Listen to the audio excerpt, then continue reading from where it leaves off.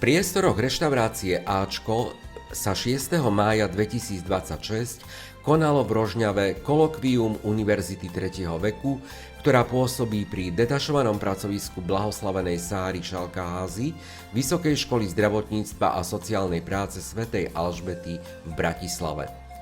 Krátko po 14. hodine absolvovali kolokvium študenti prvého ročníka. Tentokrát však nešlo o klasické skúšanie. Študenti boli rozdelení do 3 skupín a vedomosti si preverili formou spoločného tímového kvízu. Počas letného semestra absolvovali viacero zaujímavých a mimoriadne aktuálnych prednášok. Venovali sa témam socioterapie, sebapoznania a sebareflexie. Hovorili ďalej aj o rozvoji sociálneho zdravia, o prírodných liečivách a ich význame pre zdravie človeka, ale aj o dôchodkovom systéme na Slovensku. Dôležitou súčasťou výučby boli aj témy ako komunikácia seniora, komunikácia s handicapovanou osobou, teória etiky a etikety, finančná gramotnosť či ochrana zdravia, života a majetku seniorov. Vedomostný kvíz ukázal, že študenti si z prednášok odniesli množstvo nových poznatkov, ale aj chuť ďalej sa rozvíjať a zostať aktívnou súčasťou spoločnosti. O 15. hodine už prišla mimoriadne významná chvíľa pre študentov druhého ročníka.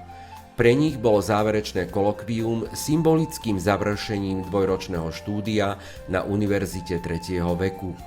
Každý zo 42 študentov absolvoval záverečný 30-otázkový test, ktorý preveril vedomosti získané počas celého štúdia. Výsledky boli naozaj výnimočné.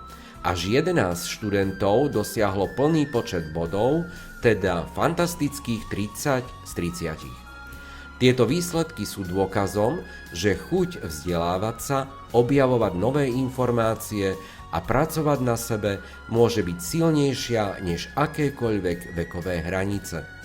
Univerzita 3. veku v Rožňave vytvára priestor pre seniorov, ktorí chcú zostať aktívni, stretávať nových ľudí, diskutovať, učiť sa a inšpirovať svoje okolie.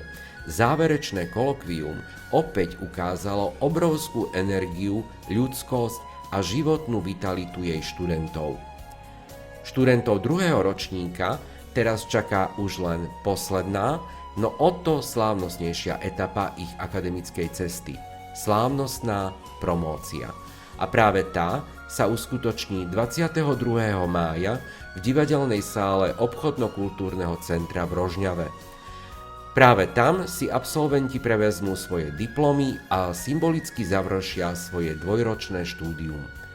Všetkým študentom srdečne blahoželáme a ďakujeme, že sú inšpiráciou pre nás všetkých.